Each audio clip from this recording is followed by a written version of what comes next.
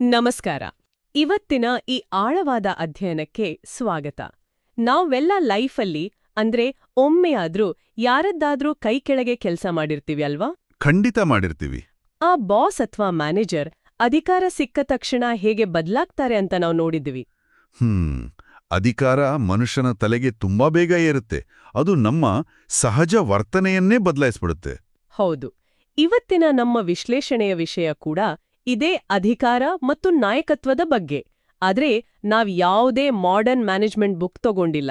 ಬದಲಾಗಿ ಒಂದು ಪ್ರಾಚೀನ ಪಠ್ಯವನ್ನು ನಮ್ಮ ಮೂಲ ಆಧಾರವಾಗಿ ತಗೊಂಡಿದ್ದೀವಿ. ಅದೇ ಮತ್ತಾಯ 20ನೇ ಅಧ್ಯಾಯದ 17ರಿಂದ 28ನೇ ವಚನದ ವಾಕ್ಯಭಾಗ. ಸೇವಾ ನಾಯಕತ್ವ ಮತ್ತು ಶಿಲುಬೆಯ ಮಾರ್ಗ ಅನ್ನೋದು ಇದರ ಮುಖ್ಯ ಥೀಮ್. ಅಧಿಕಾರದ ಬಗ್ಗೆ ಮನುಷ್ಯನ ಆಲೋಚನೆಗಳನ್ನೇ ಇದು ಹೇಗೆ ತಲೆಕೆಳಗು ಮಾಡುತ್ತೆ ಅನ್ನೋದನ್ನ ಇವತ್ತು ಅರ್ಥ ಮಾಡ್ಕೊಳ್ಳೋಣ. ನಿಜ. ನಾಯಕತ್ವ ಅಂದ ತಕ್ಷಣ ದೊಡ್ಡ ಕಾರ್ಪೊರೇಟ್ ಎಕ್ಸಾಂಪಲ್ಸ್ ಕೊಡ್ತೀವಿ. ಆದರೆ ಈ ಪಠ್ಯ ನಾಯಕತ್ವ ಅನ್ನೋ ಪದದ ಅರ್ಥವನ್ನೇ ಜಾಗತಿಕ ಮಟ್ಟದಲ್ಲಿ ಬದಲಾಯಿಸಿದ ಒಂದು ದಾಖಲೆ. ಸರಿ, ಇದನ್ನ ಸ್ವಲ್ಪ ಬಿಡಿಸಿ ನೋಡೋಣ ಬನ್ನಿ. ಐತಿಹಾಸಿಕ ದೃಶ್ಯ ಹೇಗಿತ್ತು ಅಂತ ನಾವೆಲ್ಲ ಒಮ್ಮೆ ಕಣ್ಮುಂದೆ ತಂದುಕೊಳ್ಳೋಣ. ಯೇಸು ಮತ್ತು ಅವರ 12 ಜನ ಶಿಷ್ಯರು ಯೆರೂಶಲೇಮ್ ಕಡೆಗೆ ತಮ್ಮ ಕೊನೆಯ ಪ್ರಯಾಣ ಮಾಡ್ತಾ ಇದ್ದಾರೆ. ಆ ದಾರಿಯಲ್ಲಿ ಧೂಳು, ಆಯಾಸ, ಜೊತೆಗೆ ಮುಂದೇನಾಗುತ್ತೆ ಅನ್ನೋ ಆತಂಕ ಕೂಡ ಇದೆ. ಅದೇ ಟೈಮಲ್ಲಿ ಯೇಸು ತಮ್ಮ 12 ಜನ ಶಿಷ್ಯರನ್ನ ಪ್ರತ್ಯೇಕವಾಗಿ ಕರೀತಾರೆ. ಕರೆದು ಮುಂದೇನಾಗುತ್ತೆ ಅಂತ ಅತ್ಯಂತ ಸ್ಪಷ್ಟವಾದ ಮುನ್ಸೂಚನೆ ಕೊಡ್ತಾರೆ. ಹೌದು. ತಾನು ಬಂಧಿತನಾಗೋದು, ರೋಮನ್ನರ ಕೈಗೆ ಒಪ್ಪಿಸಲ್ಪಡೋದು, ಪರಿಹಾಸ್ಯ, ಶಿಲುಬೆಗೇರಿಸುವಿಕೆ ಬಗ್ಗೆಲ್ಲ ವಿವರವಾಗಿ ಹೇಳ್ತಾರಲ್ವಾ? ನಿಖರವಾಗಿ. ಜೊತೆಗೆ 3ನೇ ದಿನದ ಪುನರುತ್ಥಾನದ ಬಗ್ಗೆ ಕೂಡ ಹೇಳ್ತಾರೆ. ಆ ಕಾಲದ ರಾಜಕೀಯ ಹಿನ್ನೆಲೆ ನೋಡಿದ್ರೆ ಇದು ಶಿಷ್ಯರಿಗೆ ಎಷ್ಟು ಆಘಾತ ಆಗಿರ್ಬೋದು. ಆಘಾತ ಮಾತ್ರ ಅಲ್ಲ, ಅವರ ಕನಸುಗಳೇ ನುಚ್ಚುನೂರಾಗುವಂತಹ ಮಾತುಗಳಿವು. ಆ ಟೈಮಲ್ಲಿ ಇಸ್ರಾಯೇಲ್ ರೋಮನ್ನರ ಕ್ರೂರ ಆಳ್ವಿಕೆಯಲ್ಲಿತ್ತು. ಅಂದ್ರೆ ವಿಪರೀತ ತೆರಿಗೆ, ದಬ್ಬಾಳಿಕೆ, ಯಹೂದಿಗಳು ಅಕ್ಷರಶಃ ಬೆಸತ್ತೋಗಿದ್ರು. ಕರೆಕ್ಟ್. ಹೀಗಿದ್ದಾಗ ಇಡೀ ಯಹೂದಿ ಸಮುದಾಯ ದೇವ್ರು ಒಬ್ಬ ಮೆಸ್ಸಾಯನನ್ನ ಕಳಿಸ್ತಾನೆ ಅನ್ನೋ ದೊಡ್ಡ ನಿರೀಕ್ಷೆಯಲ್ಲಿತ್ತು. ಇಲ್ಲಿ ನಾವು ಗಮನಿಸಬೇಕು, ಸಾಮಾನ್ಯ ಜನರ ದೃಷ್ಟಿಯಲ್ಲಿ ಮೆಸ್ಸಾಯ ಅಂದ್ರೆ ಒಬ್ಬ ಪವರ್ಫುಲ್ ಸೇನಾ ನಾಯಕ ಅಥವಾ ರಾಜ. ಓಹೋ, ಅಂದ್ರೆ ಆತ ಬಂದು ಕತ್ತಿ ಹಿಡಿದು ಯುದ್ಧ ಮಾಡಿ ರೋಮನ್ನರನ್ನ ಓಡಿಸ್ತಾನೆ ಅಂತ. ಹೌದು. ಭವ್ಯವಾದ ಇಸ್ರಾಯೇಲ್ ಸಾಮ್ರಾಜ್ಯ ಮರುಸ್ಥಾಪನೆ ಮಾಡ್ತಾನೆ ಅನ್ನೋ ಭೌತಿಕ ಮತ್ತು ರಾಜಕೀಯ ನಿರೀಕ್ಷೆ ಅವ್ರಿಗಿತ್ತು. ಯೇಸುವಿನ ಶಿಷ್ಯರು ಕೂಡ ಇದೇ ನಿರೀಕ್ಷೆಯಲ್ಲೇ ಇದ್ರು ಅನ್ಸುತ್ತೆ. ಖಂಡಿತ.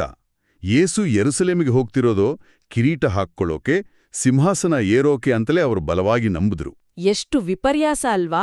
ಒಂದು ಕಡೆ ನಾಯಕ ತನ್ನ ಮರಣದಂಡನೆ ಬಗ್ಗೆ ಅಷ್ಟು ಸೀರಿಯಸ್ ಆಗಿ ಮಾತಾಡ್ತಿದ್ದಾನೆ. ಅದೇ ಟೈಮಲ್ಲಿ ಆತನ ಅನುಯಾಯಿಗಳು ತಮ್ಗೆ ಸಿಗ್ಬೇಕಾದ ಮಂತ್ರಿಗಿರಿ ಬಗ್ಗೆ ಲಾಬಿ ಮಾಡ್ತಾ ಇದ್ದಾರೆ. ಮನುಷ್ಯನ ಸ್ವಭಾವ ಎಂಥದ್ದು ಅಂತ ಕಥೆಯ ಈ ಭಾಗ ತುಂಬಾ ಸ್ಪಷ್ಟವಾಗಿ ತೋರಿಸುತ್ತೆ. ಯೇಸು ಈ ಮುನ್ಸೂಚನೆ ಕೊಟ್ಟ ತಕ್ಷಣವೇ ಒಂದು ಅಚ್ಚರಿಯ ಬೇಡಿಕೆ ಬರುತ್ತೆ. ಹೌದು. ಜೆಬೆದಾಯನ ಮಕ್ಕಳಾದ ಯಾಕೋಬ ಮತ್ತು ಯೋಹಾನರ ತಾಯಿ ಯೇಸುವಿನ ಹತ್ರ ಬರ್ತಾಳೆ. ಆಕೆ ಹೆಸರು ಸೆಲೋಮೆ.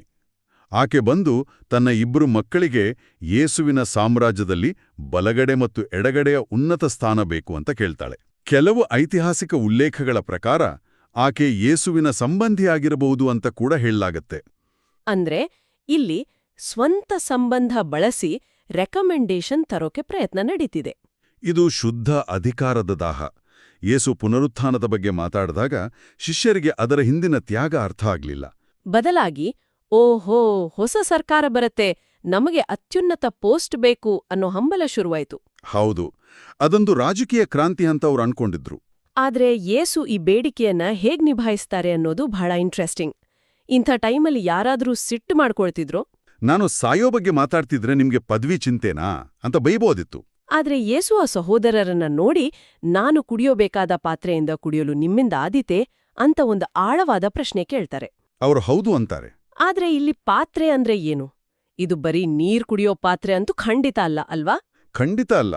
ಹಳೆಯ ಒಡಂಬಡಿಕೆಯಲ್ಲಿ ಪಾತ್ರೆ ಅನ್ನೋದು ದೇವರ ತೀರ್ಪು ಅಥವಾ ಕಷ್ಟಪಾಡುಗಳನ್ನ ಪ್ರತಿನಿಧಿಸುವ ಪ್ರಬಲ ಸಂಕೇತ. ಅಂದ್ರೆ ಯೇಸು ತಾನು ಎದುರಿಸಲಿರುವ ಕಷ್ಟ, ಹಿಂಸೆ ಮತ್ತು ದೇವರ ಚಿತ್ತಕ್ಕೆ ಸಂಪೂರ್ಣವಾಗಿ ಶರಣಾಗುವ ಪ್ರಕ್ರಿಯೆ ಬಗ್ಗೆ ಹೇಳ್ತಿದ್ದಾರೆ. ಕರೆಕ್ಟ್. ಅಧಿಕಾರದ ಕುರ್ಚಿ ಕೇಳ್ತಿದ್ದೀರಾ, ಆದ್ರೆ ಆ ದಾರಿಯಲ್ಲಿ ಬರುವ ಕಷ್ಟದ ಪಾತ್ರೆ ಕುಡಿಯೋಕೆ ಅಂದ್ರೆ ಆ ತ್ಯಾಗ ಸಹಿಸೋಕೆ ರೆಡಿ ಇದ್ದೀರಾ ಅಂತ ಪ್ರಶ್ನಿಸ್ತಿದ್ದಾರೆ. ಅಧಿಕಾರ ಬೇಕು ಅಂದ್ರೆ ಮೊದಲು ಕಷ್ಟ ಎದುರಿಸೋಕೆ ಸಿದ್ಧರಿರಬೇಕು. ಇದಾದ ಮೇಲೆ ಆ ಸ್ಥಾನಗಳನ್ನ ಕೊಡೋ ಬಗ್ಗೆ ಕೂಡ ಯೇಸು ಒಂದು ಸ್ಪಷ್ಟವಾದ ಮಿತಿ ಹಾಕ್ಕೊಳ್ತಾರೆ. ತಾನು ಆ ಬಲಗಡೆ ಮತ್ತು ಎಡಗಡೆಯ ಸ್ಥಾನಗಳನ್ನ ಕೊಡೋದಿಲ್ಲ ಅಂತಾರೆ ಅಲ್ವಾ? ಇದು ನಾಯಕತ್ವದ ದೃಷ್ಟಿಯಿಂದ ಯಾಕೆ ಅಷ್ಟು ಮುಖ್ಯ? ಇದು ಬಹಳ ಅದ್ಭುತವಾದ ವಿಚಾರ. ಒಬ್ಬ ಲೌಕಿಕ ನಾಯಕ ತನಗೆ ಬೇಕಾದವರಿಗೆ, ತನ್ನ ಸಂಬಂಧಿಕರಿಗೆ ಹುದ್ದೆ ಹಂಚಿ ಪ್ರಭಾವ ಬೀಳಿಸ್ಕೊಳ್ತಾನೆ. ಆದ್ರೆ ಯೇಸು ಈ ಸ್ಥಾನಗಳನ್ನ ಅನುಗ್ರಹಿಸೋದು ತನ್ನದಲ್ಲ, ಅದು ದೇವರಿಗೆ ಸೇರಿದ್ದು ಅಂತಾರೆ. ಇದು ದೈವಿಕ ಅಧಿಕಾರ ಮತ್ತು ರಾಜಕೀಯ ಅಧಿಕಾರದ ನಡುವಿನ ವ್ಯತ್ಯಾಸ. ನಾಯಕನಿಗೂ ಮೀರಿದ ಒಂದು ದೊಡ್ಡ ವ್ಯವಸ್ಥೆ ಇದೆ ಅನ್ನೋದನ್ನ ಇದು ತೋರಿಸುತ್ತೆ. ಈ ಇಡೀ ಸಂಭಾಷಣೆ ನಡೀತಿರುವಾಗ ಆ ಗುಂಪಿನಲ್ಲಿದ್ದ ಉಳಿದ 10 ಜನ ಶಿಷ್ಯನ ರಿಯಾಕ್ಷನ್ ಹೇಗಿತ್ತು ಅನ್ನೋದು ಇನ್ನೊಂದು ಆಸಕ್ತಿದಾಯಕ ವಿಚಾರ. ಆ ಇಬ್ರು ತಾಯಿಯ ಮೂಲಕ ಉನ್ನತ ಸ್ಥಾನ ಕೇಳಿದ್ದನ್ನು ನೋಡಿ ಇವರಿಗೆ ವಿಪರೀತ ಸಿಟ್ಟು ಬರುತ್ತೆ. ಯಾಕೆ ಅಷ್ಟು ಕೋಪ? ಅಯ್ಯೋ, ನಮ್ಮ ಗುರುಗಳಿಗೆ ಹಿಂಸೆ ಆಗುತ್ತೆ ಅಂತ ಇದ್ದಾಗ ಇವರು ಅಧಿಕಾರ ಕೇಳುತ್ತಿದಾರಲ್ಲ ಅನ್ನೋ ನೈತಿಕ ಕಾಳಜಿನ? ಇಲ್ಲ, ಖಂಡಿತವಾಗಿಯೂ ಇಲ್ಲ. ವಾಸ್ತವದಲ್ಲಿ ಆ 10 ಜನರಿಗೂ ಆ ಸ್ಥಾನದ ಮೇಲೆ ಕಣ್ಣಿತ್ತು. ಓಹೋ, ನಮಗಿಂತ ಮುಂಚೆ ಇವರು ಹೋಗಿ ಕುರ್ಚಿ ಕಾಯ್ದಿರಿಸ್ಕೊಳ್ತಿದಾರಲ್ಲ ಅನ್ನೋ ಹೊಟ್ಟೆಗಿಚ್ಚು. ಹೌದು, ಇದು ಶುದ್ಧ ಆಫೀಸ್ ರಾಜಕೀಯ. ಎಲ್ಲರಿಗೂ ತಾವೇ ಮೇಲಿರಬೇಕು ಅನ್ನೋ ಆಸೆ. ಒಬ್ರನ್ನೊಬ್ರು ತುಳಿದು ಮೇಲೆ ಹೋಗುವ ಸ್ಪರ್ಧಾತ್ಮಕ ಮನೋಭಾವ ಇದು. ಅದೇ ಕಾರಣಕ್ಕೆ ಅವ್ರು ಸಿಟ್ಟು ಮಾಡ್ಕೊಳ್ತಾರೆ. ಈ ಇಬ್ರು ಮುಂಚೆ ಕೇಳ್ಬಿಟ್ರು ಅನ್ನೋದೇ ಅವರ ಸಿಟ್ಟಿಗೆ ಅಸಲಿ ಕಾರಣ. ಇಲ್ಲಿಂದ ಮುಂದೆ ಕಥೆ ನಿಜಕ್ಕೂ ರೋಚಕವಾಗುತ್ತೆ. ಯೇಸು ಈ ಜಗಳವನ್ನ ಹೇಗೆ ಬಗೆಹರಿಸ್ತಾರೆ? ಎಲ್ಲರನ್ನು ಒಟ್ಟುಗೂಡಿಸಿ ಅಲ್ಲಿಯವರೆಗೆ ಪ್ರಪಂಚ ನಂಬಿದ್ದ ನಾಯಕತ್ವದ ವ್ಯಾಖ್ಯಾನವನ್ನೇ ಬದಲಾಯಿಸುವ ಪಾಠ ಮಾಡ್ತಾರೆ. ಪ್ರಪಂಚದ ದೃಷ್ಟಿ ಮತ್ತು ಅವರ ದೃಷ್ಟಿಯ ನಡುವಿನ ವೈರುಧ್ಯವನ್ನ ಅವರು ಬಿಡಿಸಿಟ್ಟಾರೆ. ಹೌದು, ಆ ಕಾಲದ ರೋಮನ್ ನಾಯಕರು ಹೇಗಿದ್ರು ಅಂದ್ರೆ ತಮ್ಮನ್ನ ತಾವು ದೇವರೆಂದು ಭಾವಿಸಿ ಜನರ ಮೇಲೆ ದಬ್ಬಾಳಿಕೆ ಮಾಡ್ತಿದ್ರು. ಲೋಕದ ಪ್ರಜಾಧಿಪತಿಗಳು ದರ್ಪದಿಂದ ದೊರೆತನ ಮಾಡ್ತಾರೆ ಅಂತ ಯೇಸು ಉಲ್ಲೇಖಿಸ್ತಾರೆ. ಪ್ರಪಂಚ ಇತರರನ್ನ ಕಂಟ್ರೋಲ್ನಲ್ಲಿಟ್ಕೊಳ್ಳುವನನ್ನ ದೊಡ್ಡವನು ಅನ್ನುತ್ತೆ. ಆದರೆ ಯೇಸುವಿನ ಮಾತುಗಳು ಇದನ್ನ ಸಂಪೂರ್ಣವಾಗಿ ತಲೆಕೆಳಗು ಮಾಡುತ್ತವೆ. ನಿಮ್ಮಲ್ಲಿ ಶ್ರೇಷ್ಠನಾಗಿರಲು ಇಚ್ಛಿಸುವವನು ನಿಮ್ಮಿ ಸೇವಕನಾಗಿರಲಿ ಅಂತ ಹೇಳ್ತಾರೆ. ಪ್ರಥಮನಾಗಿರಲು ಆಶಿಸುವವನು ನಿಮ್ಮ ದಾಸನಾಗಿರಲಿ ಅನ್ನೋದವರ ಕ್ರಾಂತಿಕಾರಿ ಚಿಂತನೆ. ಆದ್ರೆ ಪ್ರಾಕ್ಟಿಕಲ್ ಆಗಿ ಯೋಚಿಸಿ, ಇವತ್ತಿನ ಕಾರ್ಪೊರೇಟ್ ಜಗತ್ತಲ್ಲಿ ನಾನು ನಿಮ್ಮ ದಾಸ ಅಂತ ಒಬ್ಬ ಮ್ಯಾನೇಜರ್ ಹೇಳಿದ್ರೆ ಜನ ಅವನನ್ನ ವೀಕ್ ಅಂದ್ಕೊಳ್ಳಲ್ವಾ? ಮೇಲ್ನೋಟಕ್ಕೆ ಅದು ದುರ್ಬಲತೆಯಂತೆ ಕಾಣಬಹುದು. ಆದರೆ ತಾತ್ವಿಕವಾಗಿ ಇದೇ ಅತ್ಯಂತ ಬಲವಾದ ನಾಯಕತ್ವ. ಯೇಸು ಬರೀ ಮಾತಿನಲ್ಲಿ ಹೇಳಿ ಸುಮ್ನೆ ಆಗಲ್ಲ, ಅದಕ್ಕೆ ಅಂತಿಮ ಉದಾಹರಣೆ ಕೂಡ ಕೊಡ್ತಾರೆ. ಹೌದು, ನರಪುತ್ರನು ಸೇವೆ ಮಾಡಿಸಿಕೊಳ್ಳುವುದಕ್ಕೆ ಅಲ್ಲ, ಸೇವೆ ಮಾಡುವುದಕ್ಕೂ ತನ್ನ ಪ್ರಾಣವನ್ನ ಈಡಾಗಿ ಕೊಡುವುದಕ್ಕೂ ಬಂದಿದ್ದಾನೆ ಅಂತಾರೆ. ಇಲ್ಲಿ ನಾವು ಗಮನಿಸಬೇಕಾದ ಪ್ರಮುಖ ಪದ ಅಂದ್ರೆ ಈಡಾಗಿ, ಅಥವಾ ಇಂಗ್ಲಿಷಲ್ಲಿ ರ್ಯಾನ್ಸಮ್. ಇದರ ಹಿನ್ನೆಲೆ ಏನು? 1ನೇ ಶತಮಾನದ ಕಾಲದಲ್ಲಿ ರ್ಯಾನ್ಸಮ್ ಅಂದ್ರೆ ಒಬ್ಬ ಗುಲಾಮನನ್ನ ಬಿಡಿಸಲು ಪಾವತಿಸುತ್ತಿದ್ದ ದೊಡ್ಡ ವಿಮೋಚನೆಯ ಬೆಲೆ. ಅಂದ್ರೆ ಗುಲಾಮನಿಗೆ ತನ್ನನ್ನ ತಾನು ಬಿಡಿಸಿಕೊಳ್ಳುವ ಶಕ್ತಿ ಇರಲ್ಲ, ಬೇರೆಯವರು ಬೆಲೆ ತರಬೇಕಾಗತ್ತೆ. ನಿಖರವಾಗಿ ಯೇಸು ತಮ್ಮನ್ನೇ ತಾವು ಈ ಬೆಲೆಗೆ ಹೋಲಿಸಿಕೊಳ್ತಿದ್ದಾರೆ. ಒಬ್ಬ ನಿಜವಾದ ನಾಯಕ ಜನರನ್ನು ಉದ್ಧಾರ ಮಾಡಲು ತನ್ನ ಪ್ರಾಣವನ್ನೇ ಬೆಲೆಯಾಗಿ ತೆರಲು ಸಿದ್ಧನಿರಬೇಕು. ಪ್ರಪಂಚದ ನಾಯಕರು ಜನರಿಂದ ಬೆಲೆ ವಸೂಲಿ ಮಾಡ್ತಾರೆ, ಆದರೆ ನಿಜವಾದ ನಾಯಕ ಜನರಿಗಾಗಿ ತಾನೇ ಬೆಲೆ ತರುತ್ತಾನೆ. ಹಾಗಾದ್ರೆ ಇದೆಲ್ಲದರ ಒಟ್ಟಾರೆ ಅರ್ಥ ಏನು? ಈ ಪ್ರಾಚೀನ ಪಠ್ಯ ಇವತ್ತಿನ ನಮ್ಮ ದೈನಂದಿನ ಬದುಕಿಗೆ, ನಮ್ಮ ಆಫೀಸ್ ವಾತಾವರಣಕ್ಕೆ ಹೇಗೆ ಅನ್ವಯ ಆಗತ್ತೆ? ಇದರ ಅನ್ವಯ ಬಹಳ ನೇರವಾಗಿದೆ. ಸೇವೆಯೇ ಶ್ರೇಷ್ಠತೆ ಅನ್ನೋದು ಮೊದಲ ಪಾಠ.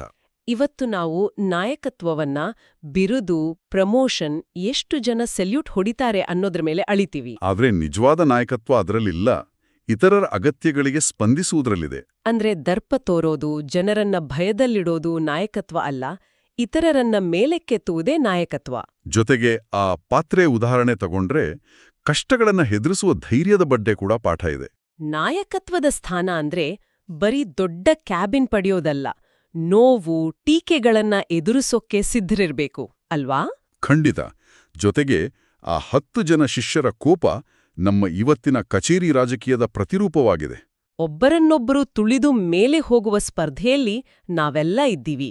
ಆದ್ರೆ ಈ ಪಠ್ಯ ಹೇಳೋದು ಸ್ಪರ್ಧೆಯ ಬದಲು ಸಹಕಾರ ಇರಬೇಕು ಅಂತ. ಇತರರ ಹೊರೆಯನ್ನ ಹಗುರ ಮಾಡುವ ದಾಸರಾಗುವುದೇ ನಿಜವಾದ ಶ್ರೇಷ್ಠತೆ. ಇದೊಂದು ಅದ್ಭುತವಾದ ಪ್ರಯಾಣ. ಅಧಿಕಾರದ ದಾಹದಿಂದ ಶುರುವಾದ ಘಟನೆಯೊಂದು ಜಗತ್ತಿಗೆ ದಾಸತ್ವದ ನಾಯಕತ್ವ ಅಥವಾ ಸರ್ವೆಂಟ್ ಲೀಡರ್ಶಿಪ್ ಅನ್ನೋ ಹೊಸ ಮಾದರಿಯನ್ನ ಪರಿಚಯಿಸ್ತು. ಕೇವಲ ಕಿರೀಟಕ್ಕಾಗಿ ಹುಡುಕಾಡುತ್ತಿದ್ದ ಶಿಷ್ಯರಿಗೆ ಅಧಿಕಾರ ಅಂದ್ರೆ ಸೇವೆ ಅನ್ನೋ ಸತ್ಯವನ್ನ ಇದು ತಿಳಿಸುತ್ತೆ. ಜಗತ್ತಿನ ಕಣ್ಣಿನಲ್ಲಿ ಯಾರು ದಾಸನೋ, ಯಾರು ಇತರರಿಗಾಗಿ ತನ್ನನ್ನು ತಾನು ಕರಗಿಸಿಕೊಳ್ತಾನೋ ಆತನೇ ಶ್ರೇಷ್ಠ ನಾಯಕ. ನಿಜ, ನಾಯಕತ್ವ ಎಂದರೆ ಅಧಿಕಾರವನ್ನು ಅನುಭವಿಸುವ ಸವಲತ್ತಲ್ಲ, ಅದು ಜವಾಬ್ದಾರಿ ಎಂಬುದು ಈ ಐತಿಹಾಸಿಕ ಪಠ್ಯದ ಅಂತಿಮ ಸಂದೇಶ. ಇವತ್ತಿನ ಈ ಆಳವಾದ ಅಧ್ಯಯನವನ್ನ ಮುಗಿಸುವ ಮುನ್ನ ನಾವೆಲ್ಲ ಯೋಚನೆ ಮಾಡಬೇಕಾದ ಒಂದು ಪ್ರಚೋದನಾತ್ಮಕ ವಿಚಾರ ಇದೆ. ಖಂಡಿತ. ಅದೇನು? ನಾವು ಈ ಚರ್ಚೆಯಲ್ಲಿ ವಿಮೋಚನೆಯ ಬೆಲೆ ಅಥವಾ ರ್ಯಾನ್ಸಮ್ ಬಗ್ಗೆ, ಗುಲಾಮರನ್ನು ಬಿಡಿಸುವ ಬೆಲೆಯ ಬಗ್ಗೆ ಮಾತಾಡ್ದೇವಲ್ವಾ? ಹೌದು. ಒಮ್ಮೆ ಊಹಿಸಿಕೊಳ್ಳಿ, ಇಂದಿನ ಆಧುನಿಕ ಕಾರ್ಪೊರೇಟ್ ಸಿಇಒಗಳು ಅಥವಾ ದೇಶವನ್ನ ಆಳುವ ಸರ್ಕಾರದ ನಾಯಕರು ತಮಗೆ ಸಿಕ್ಕಿರುವ ಅಧಿಕಾರವನ್ನ ಕೇವಲ ಸವಲತ್ತು ಅಂತ ಭಾವಿಸುವ ಬದಲು ತಮ್ಮ ಜನರ ಒಳಿತಿಗಾಗಿ ತೆರುವ ಬೆಲೆ ಅಥವಾ ರ್ಯಾನ್ಸಮ್ ಅಂತ ಪರಿಗಣಿಸಿದ್ರೆ ಏನಾಗ್ಬೋದು? ಅದು ನಿಜಕ್ಕೂ ನಮ್ಮ ಸಮಾಜದ ರಚನೆಯನ್ನೇ ಬದಲಾಯಿಸುವಂತಹ ಅದ್ಭುತ ಚಿಂತನೆ. ಹೌದು.